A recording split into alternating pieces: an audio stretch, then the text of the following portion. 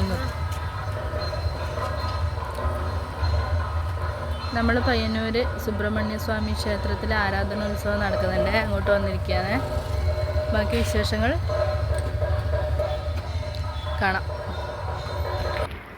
അപ്പോൾ നമ്മൾ ഇന്ന് വന്നിട്ടുള്ളത് തമിഴ്നാട്ടിലെ പഴനിക്ക് തുല്യമായ ഉത്തര കേരളത്തിലെ കണ്ണൂർ ജില്ലയിലെ പയ്യന്നൂർ സുബ്രഹ്മണ്യ സ്വാമി ക്ഷേത്രത്തിലേക്കാണ്.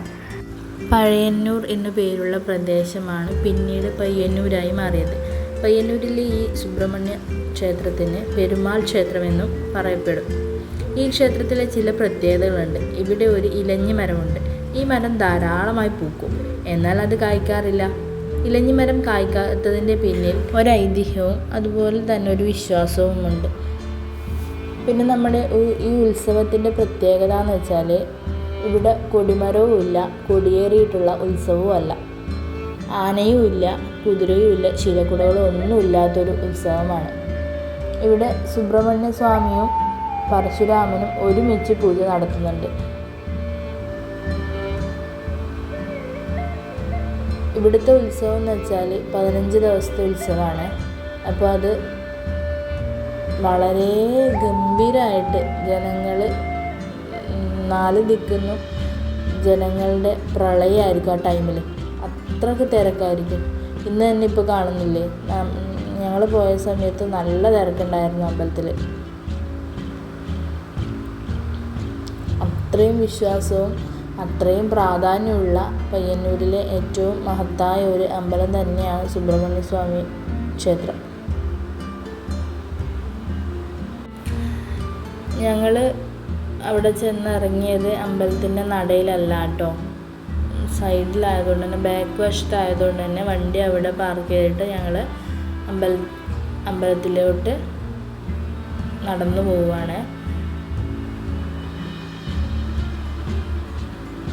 അമ്പലത്തിൽ ഫുള്ള് കച്ചവടക്കാരും അവിടെ ഇല്ലാത്ത സാധനങ്ങളൊന്നുമില്ല. നമ്മുടെ കിച്ചണിലേക്ക് വേണ്ട സാധനങ്ങളായാലും കുട്ടികൾക്ക് കളിക്കേണ്ട സാധനങ്ങളായാലും പഠിക്കേണ്ട സാധനങ്ങളായാലും എല്ലാ സാധനങ്ങളും അവിടെ സുലഭമായി കിട്ടുന്നുമുണ്ട്.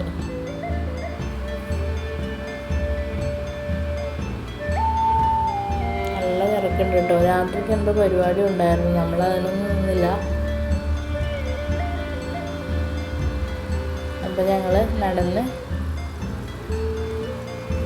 മുന്നിലെത്തിയിട്ടുണ്ട് അമ്പലത്തിൻ്റെ. അപ്പോൾ കയറി തൊഴുതിട്ട് വരാം കേട്ടോ.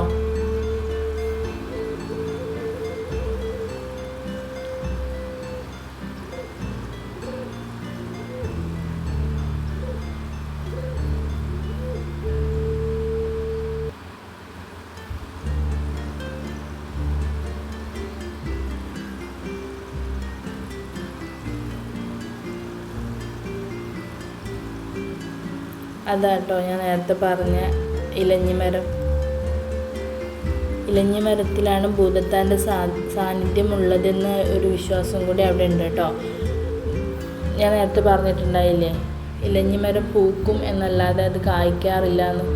ഈ ഭൂതത്താന്മാർ തപസ് ചെയ്യുകയാണെന്ന വിശ്വാസം കൂടി അതിലുണ്ട്. അപ്പോൾ ആ ഭൂതത്താന്മാരുടെ തപസ്സിന് ഭംഗം വരുത്താതിരിക്കാൻ വേണ്ടിയിട്ടാണ് ആ ഇലഞ്ഞിമരം കായ്ക്കാത്തത് എന്നാണ് ഐതിഹ്യം. അപ്പോൾ കായ്കളുണ്ടായാൽ തപസ്സിന് അവർക്ക് ഭംഗം വരുമല്ലോ. അതുകൊണ്ടാണ് ഇലഞ്ഞിമരം ഒരിക്കലും പൂക്കുന്നതല്ലാതെ കായ്ക്കാത്തത് എന്നാണ് പണ്ടുള്ളവർ പറയുന്നത്. അതാണ് വിശ്വാസവും. അപ്പം ഞങ്ങൾ അകത്ത് കയറി തൊഴുതിട്ട് വന്നു കേട്ടോ. നല്ല തിരക്കായിരുന്നു. പിന്നെ അകത്തോട്ട് ഫോൺ ഉപയോഗിക്കാനും പാടില്ലല്ലോ. അകത്ത് കയറി തൊഴുത് പുറത്തിറങ്ങിയിട്ടുണ്ടേ.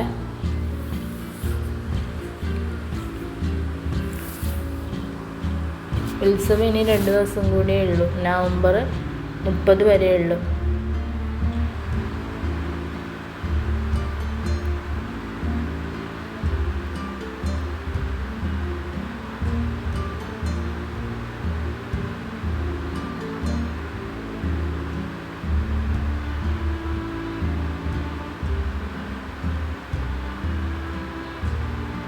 എത്ര ഭംഗിയായിട്ട് അലങ്കരിച്ചിട്ടുള്ളതെന്നുണ്ടോ.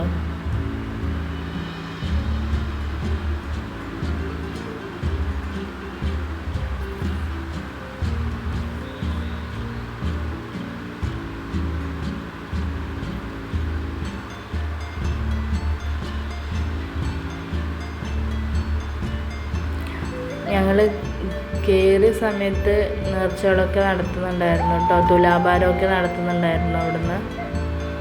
അപ്പോൾ ഞങ്ങൾ പുറത്തോട്ട് ഇറങ്ങാം, ഇനി പുറത്തെ വിശേഷങ്ങൾ കാണാം.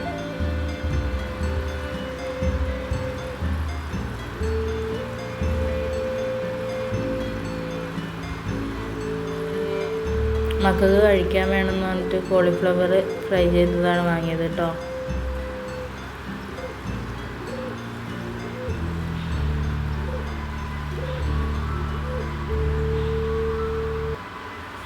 നല്ല ടേസ്റ്റി ആയിരുന്നു.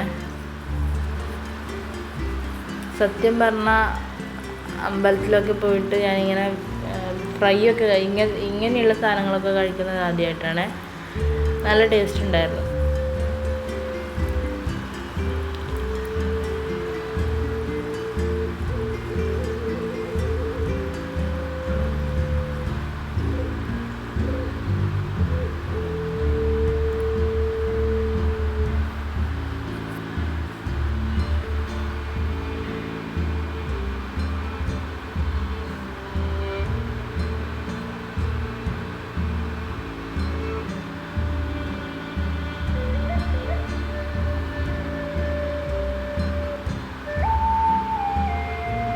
ഞങ്ങൾ കുറേ നേരം ഇങ്ങനെ നടന്ന് കാഴ്ചകളൊക്കെ കണ്ടു.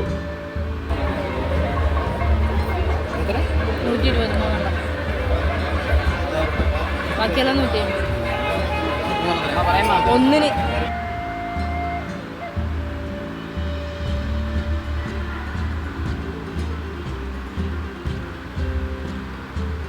ഞാൻ അങ്ങനെ കൂടുതലൊന്നും വാങ്ങിയിട്ടില്ല കേട്ടോ. നമ്മൾ സാധാരണ കടകളിലൊക്കെ കിട്ടുന്നതിൻ്റെ ഇരട്ടി വിലയാണ് അവിടെ.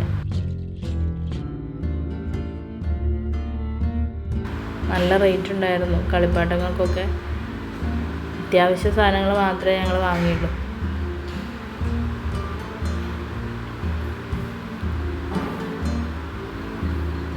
ഡേവിഡിനൊരു മോതിരം വേണമെന്ന് പറഞ്ഞിട്ട് അങ്ങനെ ഒരു പേരെഴുതിയിട്ടൊരു മോതിരം വാങ്ങിയായിരുന്നു കേട്ടോ.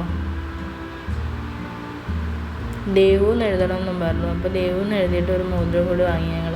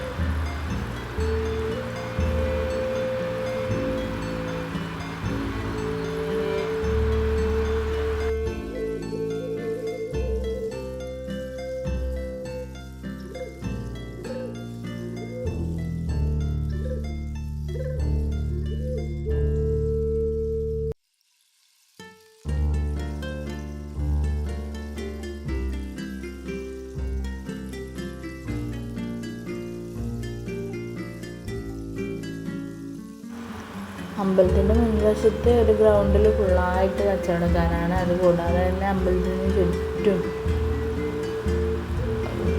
ഒരു ഇഷ്ടംപോലെ കച്ചവടമുണ്ട്. ഞങ്ങൾ പിന്നെ ഇവിടെ കണ്ടിട്ടുള്ളതെന്ന് വെച്ചാൽ മല്യോട്ട് പാലോട്ട് കാവൽ വിഷുവിളക്ക് മഹോത്സവം നടക്കുന്ന സമയത്ത് ഇതുപോലെ ഉണ്ടാകാറുണ്ട്.